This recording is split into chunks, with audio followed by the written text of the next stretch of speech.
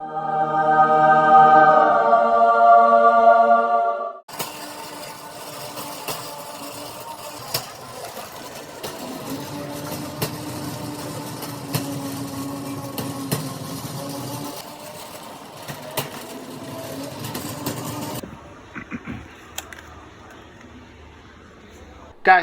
did Klein tools just make their venerable 11-in-1 screwdriver nut driver combo that much better? You're goddamn right they did. They made it magnetic. As far as I can tell looking at it, it looks like the only thing that changed is they took the regular good old 11-in-1 screwdriver nut driver combo and made it magnetic. As a matter of fact, the item number 32500 on the original is now 32500 mag, meaning the only thing from outside appearances is that they made this bad boy magnetic.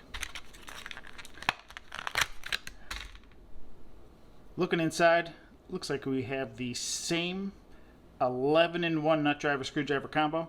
The only thing that appears different is it is magnetic. Bits are all the same. Two different size torque bits here. Got a T10 and T15 on either side. Obviously we got our number 1 flathead and our number 1 Phillips on this bit here.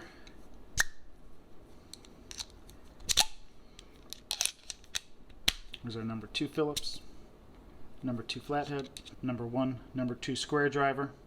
Apparently this is our magnet here. Well, if Klein is going to go ahead and call this magnetic, there's only one thing left to do. Give it a try. Not a problem at all. This thing is picking up everything I'm throwing at it. 2 at a time here. Not bad. Good job, Klein.